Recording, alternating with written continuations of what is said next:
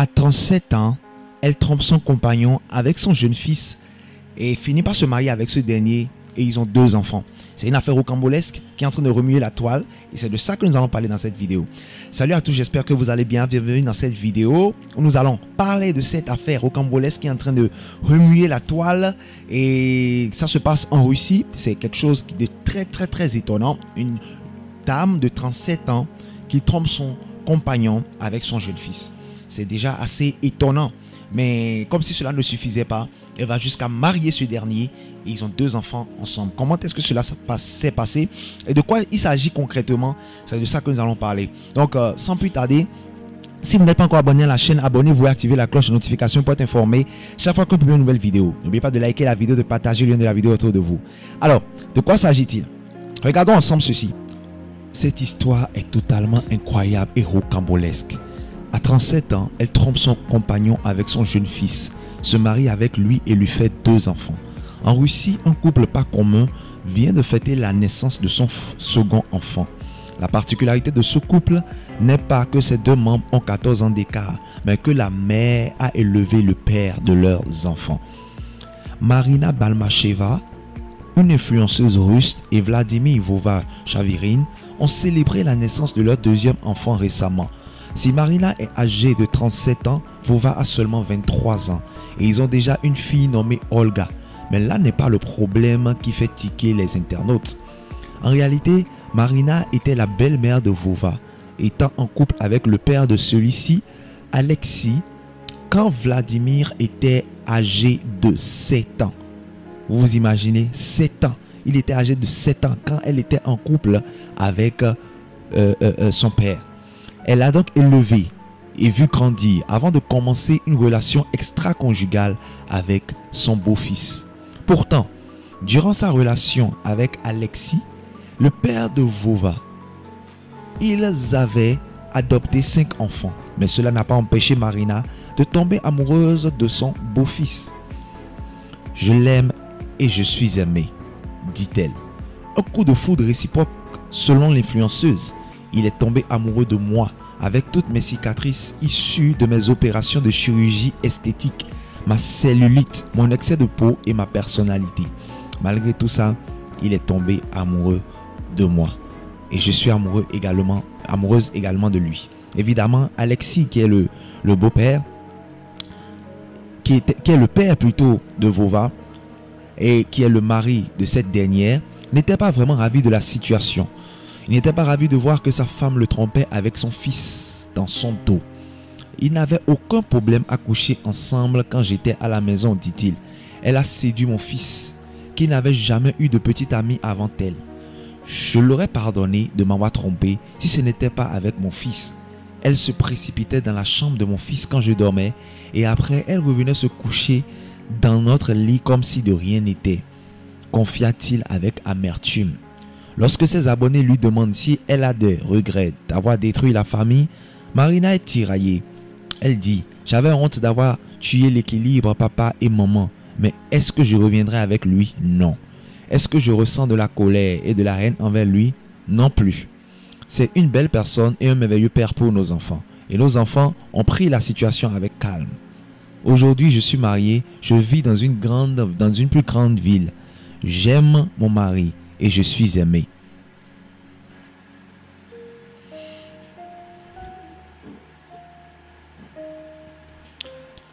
Alors, comme vous pouvez le voir, c'est assez grave, hein? C'est assez grave et c'est assez étonnant. Dans quel monde sommes-nous aujourd'hui? Dans quel monde sommes-nous aujourd'hui? Le monde dans lequel nous sommes aujourd'hui est un monde complètement pourri. Hein? Donnez-nous vos avis dans les commentaires. Qu'est-ce que vous en pensez? Est-ce que c'est une chose normale ça? Est-ce que c'est éthique? Est-ce que c'est bien à entendre? C'est-à-dire qu'elle est mariée à un homme.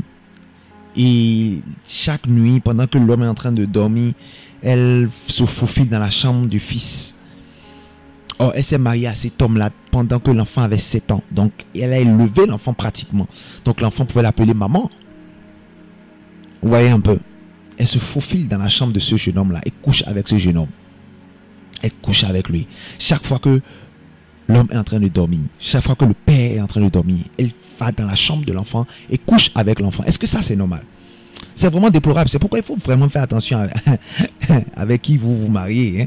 Il faut vraiment faire attention. On ne se marie pas à n'importe qui. On ne se marie pas à n'importe qui, ni n'importe comment. Il faut faire beaucoup attention et analyser, prendre le temps de réfléchir, d'analyser et de voir, de peser le pour et le contre. Et de voir réellement, est-ce que cette personne-là est une personne qui est digne de confiance? Est-ce que cette personne-là est une personne qui est mariable? Parce que le problème, c'est que beaucoup de gens pensent que tout le monde est mariable. Non, tout le monde n'est pas mariable. Non, tout le monde n'est pas mariable.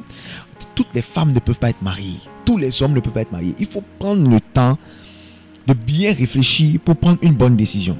Non seulement elle a trompé ce monsieur-là pendant longtemps, avec qui? Avec son jeune fils. Mais elle fuit avec ce jeune fils-là et ils se marient. Ils se marient et ils ont des enfants. Ils ont des enfants de façon normale. Vous voyez que c'est grave? Regardez le niveau de cruauté de cette femme-là. Regardez le niveau de cruauté de cette femme-là. Est-ce que ce sont des choses qui sont normales? Est-ce que ce sont des choses qui sont acceptables? Dites-moi dans les commentaires, est-ce que vous pouvez accepter ce genre de choses-là? Si c'était vous et vous étiez à la place de cet homme-là, qu'est-ce que vous allez faire? Qu'est-ce que vous allez faire? C'est terrible. C'est terrible ce qui se passe aujourd'hui. Et on se disait que bon, ce genre de choses ne peuvent se passer qu'en Europe. Mais aujourd'hui, ça a commencé à se passer également en Afrique. Nos frères et sœurs africains ont commencé à prendre le pli. Ont commencé à prendre ce mauvais exemple-là. Ont commencé à suivre ce mauvais exemple-là. Est-ce que c'est une bonne chose? Ce n'est pas une bonne chose. Ce sont des choses que la Bible appelle abomination. Ce sont des choses que la Bible ne tolère pas. Ce sont des choses que la parole de Dieu ne tolère pas. Et c'est normal que nous puissions voir ces choses-là. Parce que tant que quelqu'un n'a pas la crainte de Dieu, la personne aura forcément ce genre de comportement-là. La seule chose qui peut empêcher un homme de tromper sa femme, la seule chose qui peut empêcher une femme de tromper son mari, c'est la crainte de Dieu. Si ce n'est pas la crainte de Dieu, le reste là, ce sont des détails. L'amour ne peut pas empêcher. Non, disons la vérité, l'amour ne peut pas empêcher. Ça y est, les sentiments ne peuvent pas empêcher. Non, ce qui empêche un homme de tromper sa femme, ce qui empêche une femme de tromper son mari, c'est la crainte de Dieu. À partir de cette personne-là, à partir du moment plutôt où cette personne a la crainte de Dieu en lui, il y a beaucoup de choses que cette personne-là ne peut plus faire. Croyez-moi, vous êtes en sécurité lorsque vous êtes avec quelqu'un qui craint Dieu. C'est pourquoi il faut toujours chercher quelqu'un qui craint Dieu. Parce que lorsque la personne ne craint pas Dieu, la personne va vous faire souffrir. La personne va vous faire des choses. Vous allez vous demander, mais est-ce que réellement cette personne-là m'aime? Ou bien la personne ne m'aime pas? Ou bien la personne m'avait menti? Vous allez vous poser des questions. La seule chose qui peut empêcher un homme de vous faire du mal, qui peut empêcher un homme de vous frapper comme il le veut, c'est la crainte de Dieu.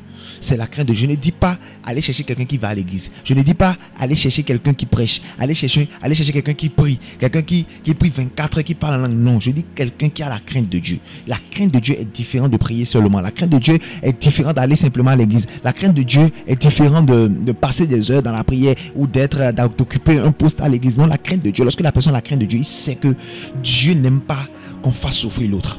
Il sait que Dieu a dit ce que vous ne voulez pas qu'on vous fasse, ne le faites pas aux autres. Donc il y a beaucoup de choses qu'il ne pourra pas te faire parce qu'il respecte Dieu. Il y a beaucoup de choses qu'il ne pourra pas faire parce qu'il a la crainte de Dieu en lui. Donc cherchez et recherchez toujours celui qui a la crainte de Dieu en lui. Regardez ce genre de choses là maintenant.